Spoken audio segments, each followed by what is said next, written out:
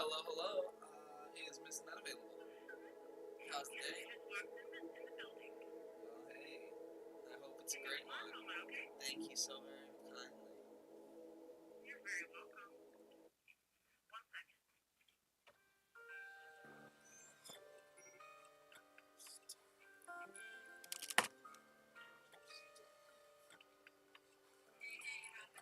Oh my God!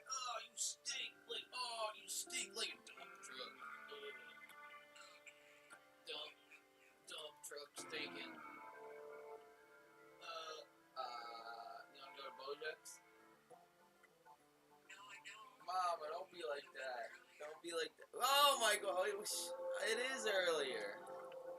What's your problem? I mean, you should have been earlier. Oh my God. I don't know if they're gonna have any left. Whatever, they will. Why are you gonna take the bus? No, I'm gonna take the car. I need it. You don't understand. I'm sure there's other things to eat. There's nothing else to eat. There just isn't. There isn't, Mom. So, What you been up to? just dying. Starving, dying. Dying, starving.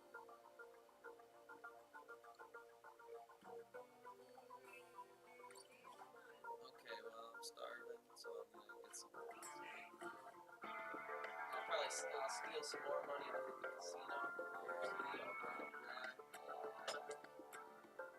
Party.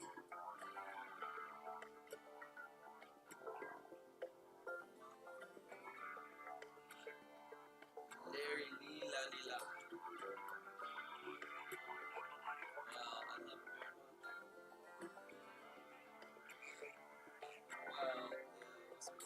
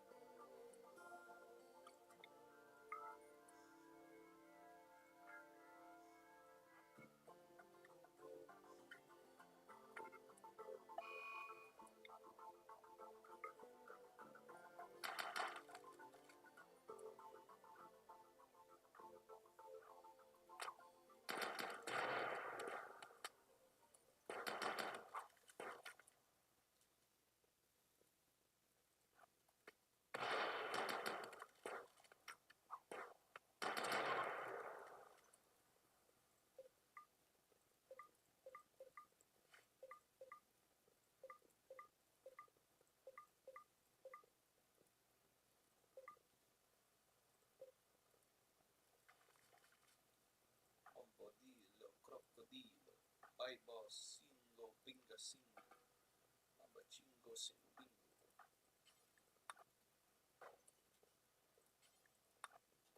Bombarotino, siperchino.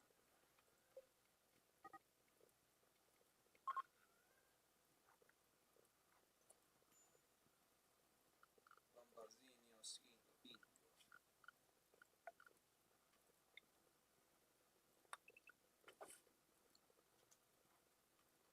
Bambacingo, singo, pills.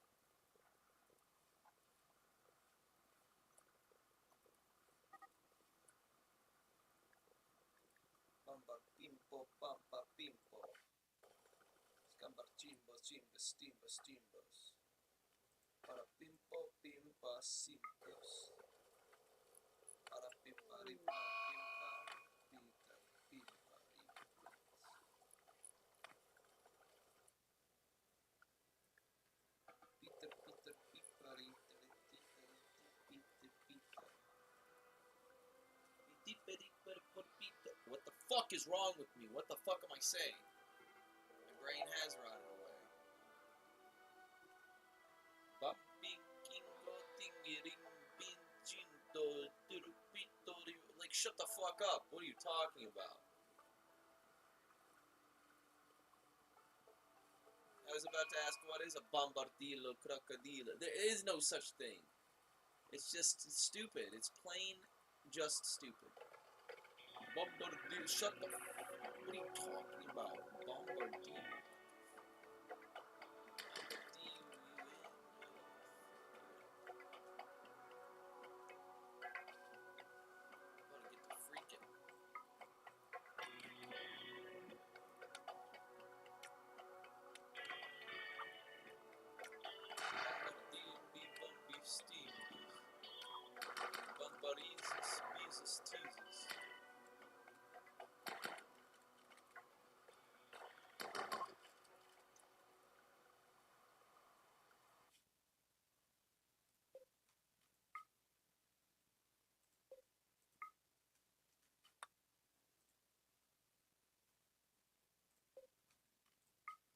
Bambistis, Beezus, Beendus.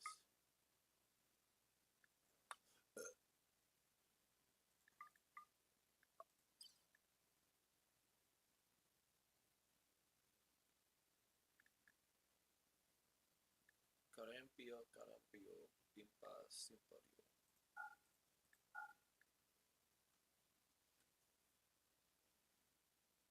Cambias, Cumbias, Pambias, Bumbias, Jam Chumbias, Chubias, Jambias.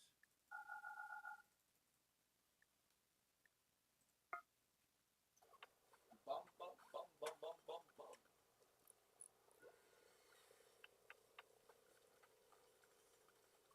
Man, please have a ton, ton, ton, ton, ton, ton, ton, ton, ton, ton, ton.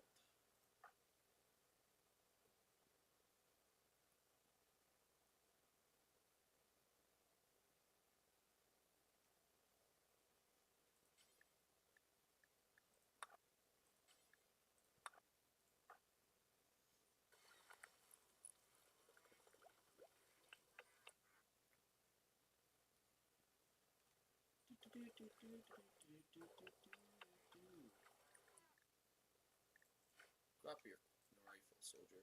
Drop your rifle. Drop your goddamn rifle. Drop the rifle. Rifle. 15,000 meters.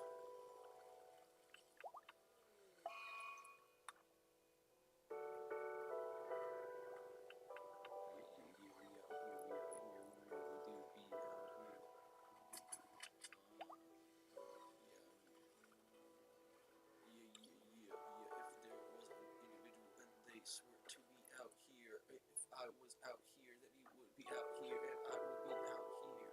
Yeah, you would be out here, and thus you would be out here. You would be out here, and I would be out there. I would be out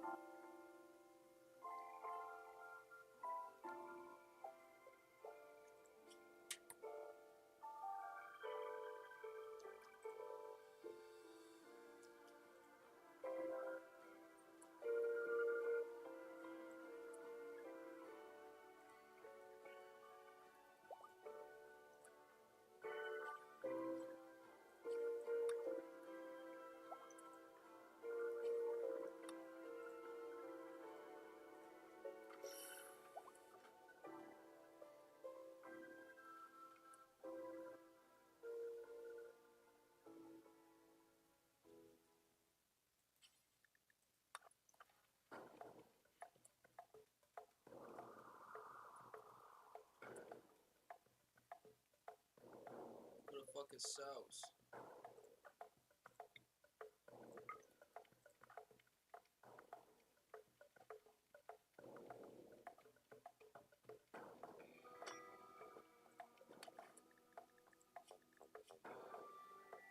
Got marine armor on.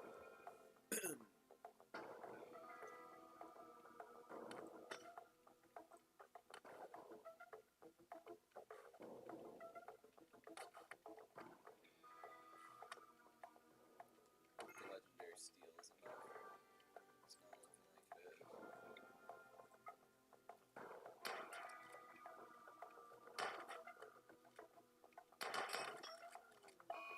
Damn! Dead as hell.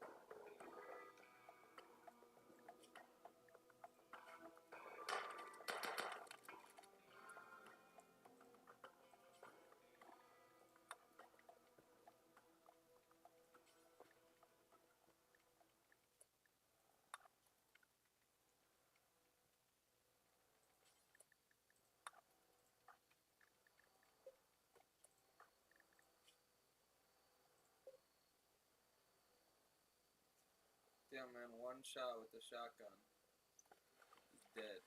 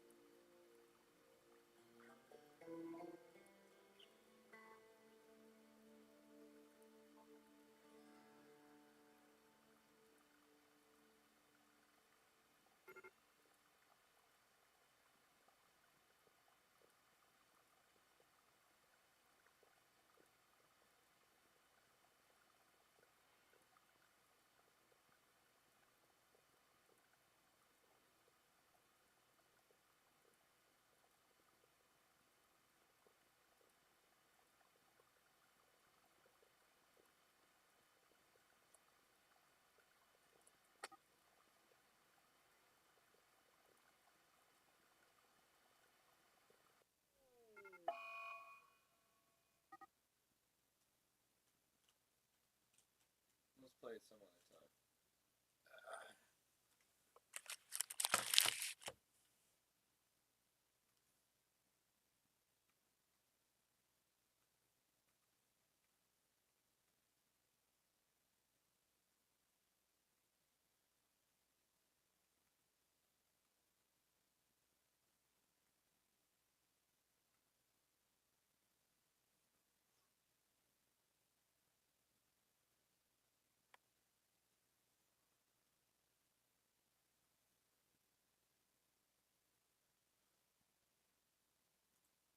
All the baby mama drama, boy, get that bullshit out my face.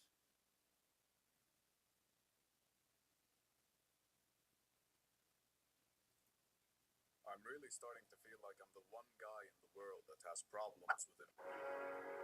Okay, so Cecil Stedman has done no wrong. In fact, Cecil Stedman can do no wrong.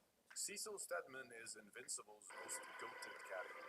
And this house Cecil Stedman is a hero. End of story. The thing is, the reason why I love Cecil so much, besides the fact that he's a very complex and interesting character, is due to what I think is a flaw in Invincible's writing that actually made him more likable than he was ever meant to be. Let me explain. The first time I saw Cecil Stedman on screen, I immediately hated him.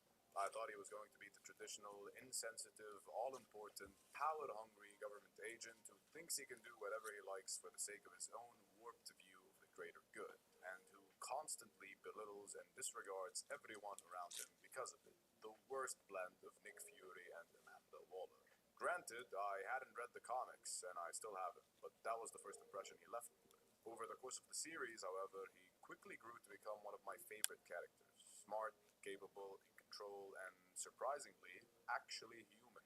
However, all throughout the show, something felt off about him, about the way he was presented, and I couldn't exactly put my finger on it until season 3 concluded. Throughout the course of the show, we're constantly told by the many characters of Invincible that Cecil is a cunning, serious, often angry man who does whatever it takes to get what he needs, and that he's willing to sacrifice superheroes like pawns in order to do so.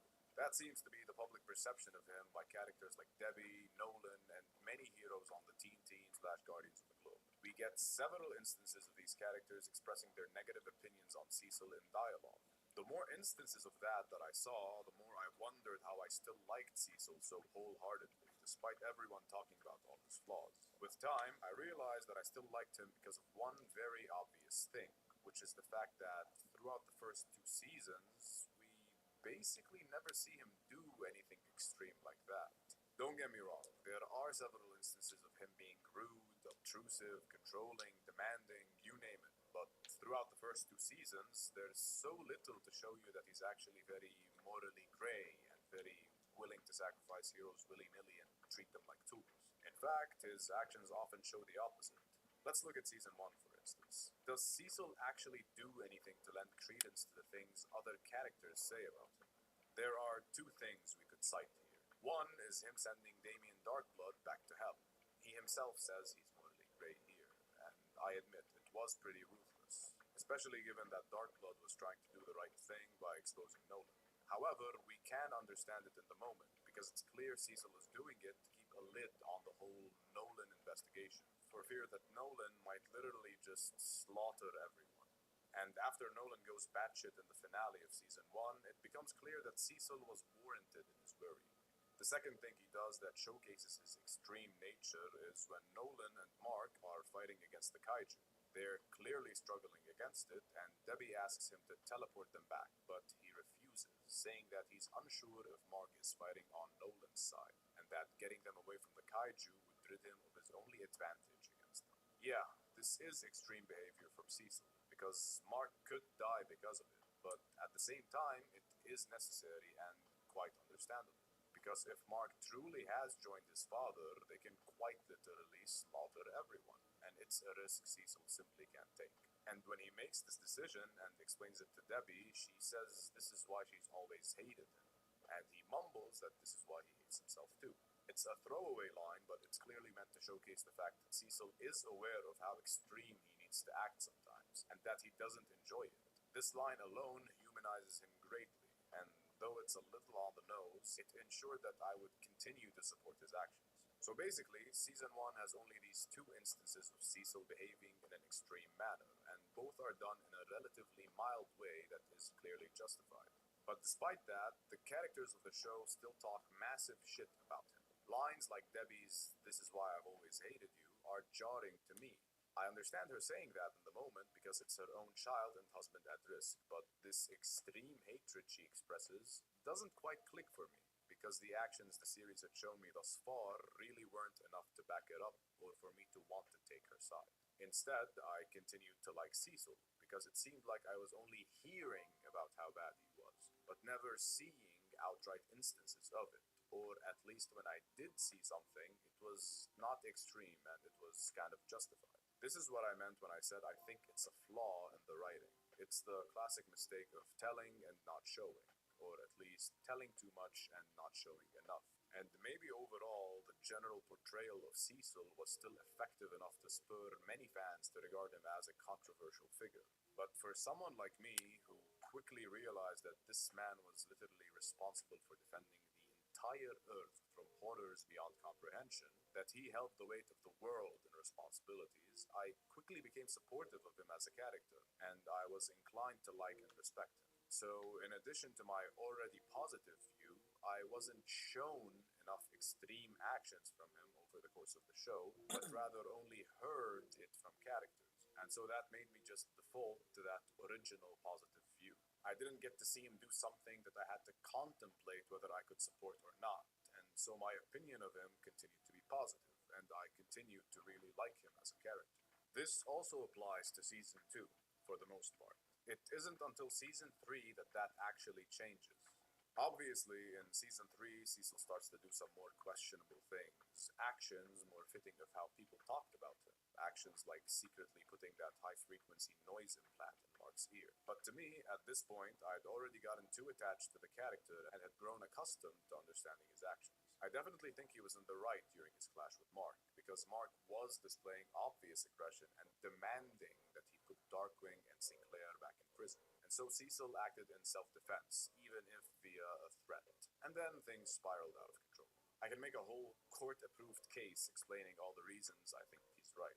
but I think the Mark v. Cecil debate has already been beaten to death, and I do mention it in my full season review video, along with the show creator Robert Kirkman's opinion on it. Regardless, it's obvious that Cecil could very much work on his communication skills, and that the lack of those skills, in addition to the very stressful job of being a normal-ass human trying to defend against superhuman-ass threats 24/7, caused him to escalate a situation that could have been quelled in a much simpler manner. And maybe if he fixed those communication skills, the people around him would stop talking so much shit about him so casually and realize that he is truly under an enormous weight to keep the literal entire world safe, which is why he's practically always justified. The one place he may have gone too far was when he kept Conquest alive at the end of Season 3. There is an argument to be made that that is, in fact, stupid. But yes, circling back to my original point, it's clear that the writer's intent was to make Cecil a controversial character that you're meant to be wary of as a viewer, who you're meant to disagree with sometimes because of his inevitable ideological clashes with the heroes. But because for 2 seasons, the show seemed like it was only telling me Cecil was extreme and that he does whatever it takes, but not showing it to me enough, it failed to portray him as that controversial character in my eyes, inadvertently causing me to just full-on support him all the time and like him more in the way I would like a traditional protagonist. It inadvertently made him plain likable, and that's that. That's why Cecil is the GOAT, and that's why Cecil can do no wrong. Thanks for watching. Feel free to bite my head off in the comments below. God knows enough people did that during my full season. See you soon.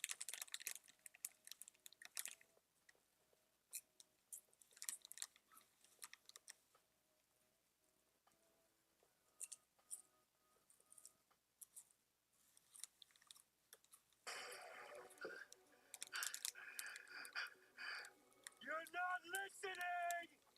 This isn't about me!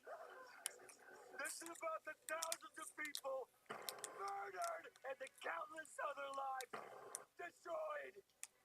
Why is above the law? Why does never pay for his crimes? Where is it when people are trying to put their world back together? What do I want? I want the truth. I want justice. I want.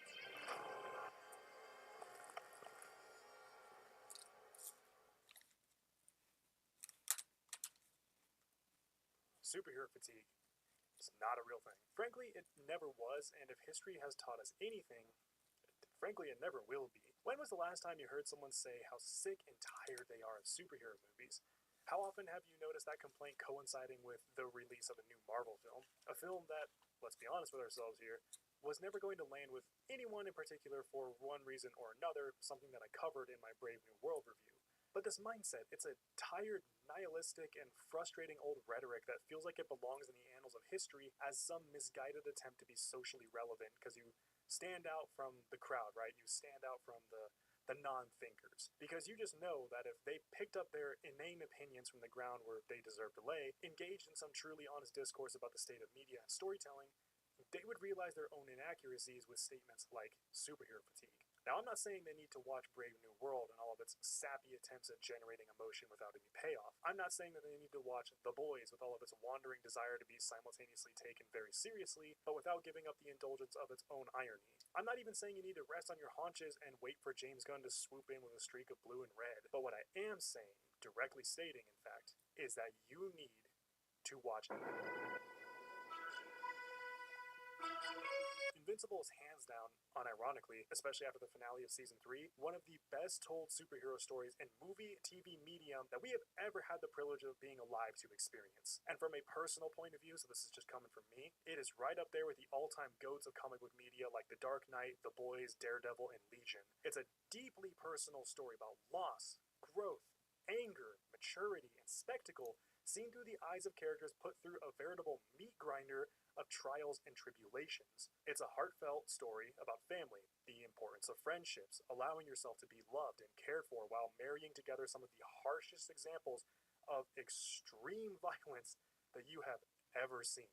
But all that has to start from a strong opening. You don't get to the status of having the second highest rated episode of TV right behind the masterpiece that is Breaking Bad's Ozymandias episode, without starting from a place of intense strength. And Invincible has, quite possibly, the strongest opening to a comic book story since the bank heist opening in The Dark Knight. It could not have been a more basic opening to a superhero story ever. A pair of villains attack the White House in Washington, D.C. in an attempt to, I don't know, overthrow it, I guess, only to get halted by the the Guardians of the Globe. Comprised of JL member wannabes, you have your Superman, Wonder Woman, Martian Manhunter, Flash, Aquaman, and I guess Hot Girl, and I mean, would you look at that, we even have our very own Batman. And wouldn't you know it, they save the day, rescue the civilians, and all is well. That is, after another hero, sporting a look cleaner than one of Jesus' apostles, rolls up and does most of the work for them. This hero is Omni-Man, a hero of immense strength and intelligence, but seemingly content to be a lone operator. He doesn't fall within the constraints of the Guardians, and from frame one,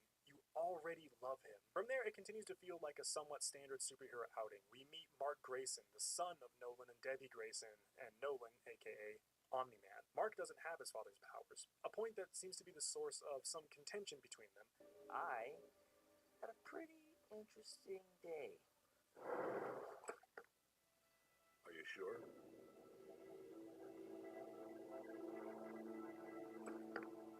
Sorry I'm late. Honest to God, a dragon was attacking Hong Kong. I stopped it. Ooh, a dragon. Nice. Mark was getting ready to tell us how interesting his day was. Are you sure? Pretty sure. Wouldn't you know it, Mark gets his powers that very same episode. And despite his own joy at the realization, Nolan seems off. But we as the audience, we think to ourselves, oh, he's just surprised and doesn't know what to do with this information. We chalk it up as a mental note that Nolan will have to experience some growth of his own to accept his son in a new way and train him. The remainder of this episode is a little more than filler, meeting side characters that will become increasingly important and dedicated side scenes to the Guardians themselves. I remember seeing this episode for the first time and thinking, oh, good, we're going to be invested in this story. I hope and I look forward to getting to learn more about the Guardians. I mean, it's really cool seeing, this alternate take on the Flash vocalize how, moving at normal speed is agony to him. Joseph, you promised. Huh? How is this going to work if I can't hold your interest through one conversation? Hold my interest? Olga, please. You can't see things how I do. My perception is just as fast as I am. The briefest conversation... Oh, wait, there's an alert. Okay, I guess we'll get one more action scene before the credits. I wonder if Omni-Man will be there too. Man, I love that guy. Oh.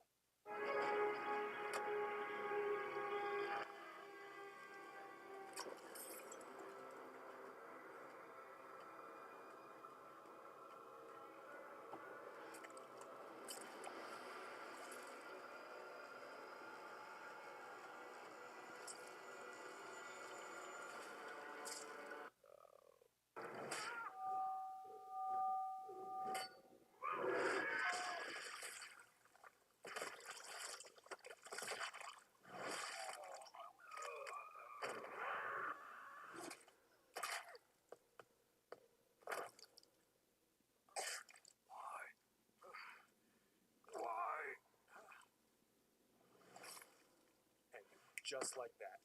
In what amounts to maybe 3 to 5% of the episode's runtime, Invincible completely flips the tables on what you expect to happen. All your theories out the window. All of your perspective on Nolan is completely undone, and any hope you had of learning more about the Guardians dies with Immortal's last breath. Why didn't you just watch? Easy answer. The best opening to a comic book story on TV. The rest of Season 1 is a series of moments and beats where you can't escape that horrible, nagging feeling of what could possibly happen next. You internally wince with fear and anxiety every time that Omni-Man interacts with someone. It doesn't matter how charming he is, how handsome he looks, how quickly he rushes to help, you've seen his true face. The ugly, sinister horror beneath the salt and pepper hairline. You've witnessed the brutality of his strength when met on someone he is set against. You don't know why, but that unknown just makes you wonder what else he's capable of. Helped in no small part by an incredible performance by J.K. Simmons, who has continued to deliver incredible moments and beats for Omni-Man throughout the series. Titan never wanted to be a criminal in the first place. He has a family. These doors. Even if that was true, you're a Viltrumite. Okay? You fought off an alien invasion, saved the country from an asteroid. This is beneath you. But from episode 1, you just see this very villainous side of J.K. Simmons that frankly you kind of really haven't seen anything quite like this since Whiplash. You don't seem to understand. Earth isn't yours to conquer. But also, you soon learn just how much Mark is capable of, because you almost forgot about him. You become so invested in the mystery of Nolan's actions and intent that you almost forgot this show isn't about him. Mark moves on from being unable to control his flight and second-guessing his strength to trying to stop an alien invasion. And this is where, aside from Nolan pressing ahead together like a rotten piece of fruit, that we realize just how different this show is from anything else. See, in movies like Man of Steel or Avengers, which I've been pretty vocal about enjoying, the heroes in those stories never really stop to be truly aware of the devastation of their actions and the lives being lost around them. They're solely focused on the end goal, the light at the end of the tunnel, paying no mind to the darkness around them. It's part of the reason why I was never able to fully get invested into movies like Civil War or Dawn of Justice, where there's such this big emphasis placed on the destruction and the consequences of the actions of these heroes